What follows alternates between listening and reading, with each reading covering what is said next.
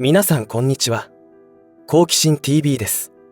今回の動画は日本に迫る食糧危機についての動画を作成しました。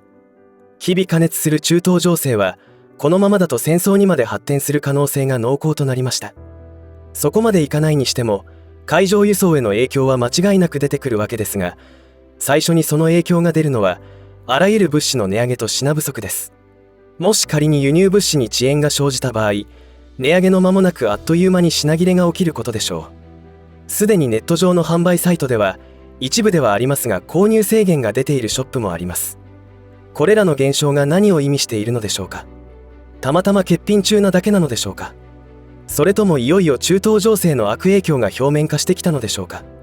これらの情報から何を感じどう行動するかは皆さん次第となります。この動画を皆さん自身が自ら考えて行動するためにお役立ていただければと思います。ぜひ最後までご視聴ください。このチャンネルでは自分や家族の身を守るためにできることや日本人がこれ以上騙されることがないようにするための情報を発信しています。チャンネル登録がお済みでない方はぜひチャンネル登録をお願いします。さて、少し恐怖を覚えるサムネイルとなったかもしれませんが、ネットショップ上の一部で購入制限を実施し始めていることを確認しました。すべてのショップがそのようになっているわけではありませんのでパニックになる必要はありませんが、着実に状況は変わってきていることは容易に想像できます。何度も言っている通り、日本は何から何まで輸入に頼っています。そしてその輸入量というのは日本全体の消費量をある程度把握して手配をかけていることは間違いありません。つまり過剰に仕入れてはいないということです。今回能登半島地震で起きていることからも改めて確信しましたが、震災初日からガソリンスタンドの営業がストップしてしまいました。理由はガソリンや灯油がなくなったからです。地震によって道路が寸断されたため補給ができないわけですから、ガソリンや灯油が売り切れてしまったという状況になっています。このことからどれだけ日本が置かれている危機的状況をイメージできるかが鍵になると思います。能登半島の被災地では周囲からの救援物資を届けようにも道路が寸断されたりしているため、ヘリコプターから食料や日用品の供給が行われています。空からの補給は運べる量に限界があるため大変な苦労をしているようです。今中東情勢の悪化によってシーレーンが危機的状態になっているというのは日本だけが対象ではありません。仮にといってもほぼ確実にホルホル海峡からの輸入物資に悪影響が起きると思いますが、そうなると他の国も似たような状況になります。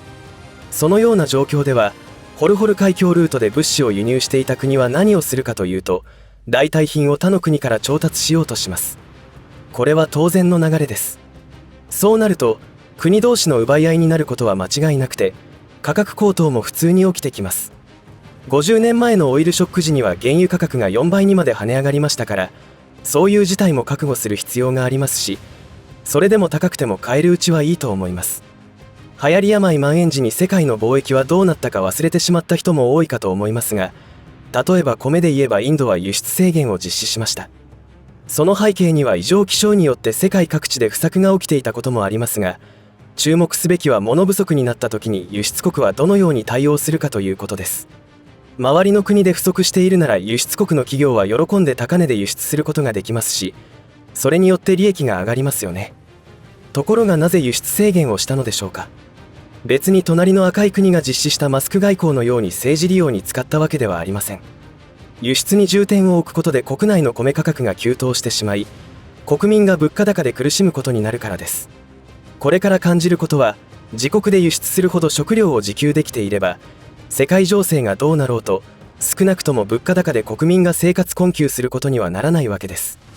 ところが日本の政策というのはグローバル化推進反対派を押し切って進めた結果が国民の生命を脅かす結果につながっています。もっと深掘りするなら、それらの政策を推し進める政党を推していることが原因ですし、そのような国家観を持った議員に投票している国民がいることの結果であるわけです。さらに日本国民がグローバル化の方向に舵を切ることに対しての反対意見というものを軽んじてきたからとなりますし、究極すれば国民に危機感がない、無関心ということが問題ということにつきます。グローバル化というのは世界の国との協調を考えるとある意味受け入れるしかない流れではありますが、それでも日本国民の食料安全保障を考えた時に今の政策はありえないということになります。間もなく日本国民全体がその責任として痛い思いをすることで反省しなければならない時が来るのでしょうが、その時に犠牲になる人も間違いなく出てきます。そうならないためにどれほどの影響力があるかは分かりませんが、こうして動画を作って配信していることになります。一人一人の力は微力なのですが、集まればものすごい力になります。このチャンネルのテーマでもありますが、いかに私たちが騙されてきたか、搾取されてきたかということを知る人が一人でも増えることで、圧倒的少数派のろくでもない輩たちが窮地に追い込まれることになると信じています。話を戻しますと、能登半島地震で被災されている方々のご苦労は当事者にならないと本当の痛みは分かりませんが、このことは世界における今の日本の立場と重ねることができます。イスの国と浜部隊の衝突によって始まった紛争は、おそらく戦争へとその規模は拡大していくことになると思います。イスの国は停戦など全く考えていないどころか、この世から浜部隊を消し去るという決意を表明していますし、パレ人をこの世から消し去ることもその目的としています。なぜそこまでパレ人を目の敵にするかということを日本人には理解できないかもしれませんが、少なくとも西洋人は理解しています。ただタブーな話なので公になっていないだけです。あらゆるものが偽物なのです。我々が教えられてきたことというのは嘘で塗り固められた歴史です。そうしてろくでもない輩たちというのは、全世界の庶民を騙してきているということを私たちは知る必要があるのだと思います。ところで冒頭でお話ししたネットショップでの購入数量制限についてですが、ご覧のように Amazon に出品している一部の店舗で購入数量の制限がかけられています。これがそのまま一気に日本中が奪い合いになるかというとそれはないと思いますが、問題は意味が分かっていない人たちによるパニック買いが始まると現実のものとなってしまうということです。大きな流れとしては品不足に向かっていることは否定しようのない事実ではありますが、いよいよ始まったとパニックになってはいけないと思います。かといって備蓄をするという行動は進めなければいけないので、言い方が難しいのですがお察しください。前の動画でも話しましたが、スーパーなどの店舗では私たちが思うほど在庫は持っていなくて、日々の物流に補給を依存しています。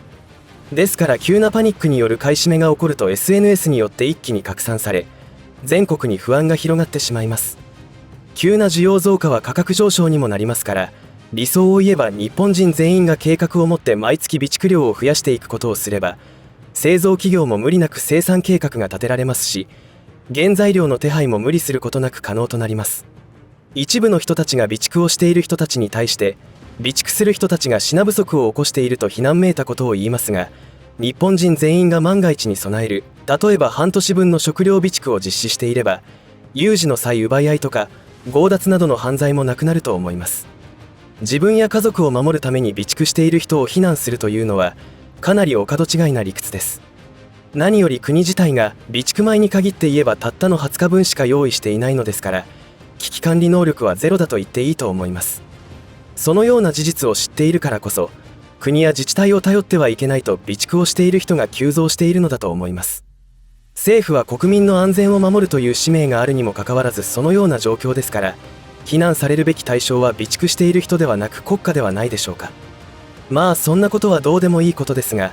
世界情勢は間違いなく最悪の状況になりつつありますので、今ならまだお金を出せば買うことができますし、一部購入制限がかかっているショップもありますが、回数分ければ購入は可能なので、パニックにならず落ち着いて備蓄計画を進めてほしいと思います。いかがだったでしょうか。2024年元日早々に能登半島地震が発生し、平穏な日々が一気にどん底に落とされてしまいました。現地からの報道で印象的なことはいっぱいあったのですが、その中で特に印象的だったのは、県外からのボランティアが行っている炊き出しで豚汁を食べている被災者さんの言葉です。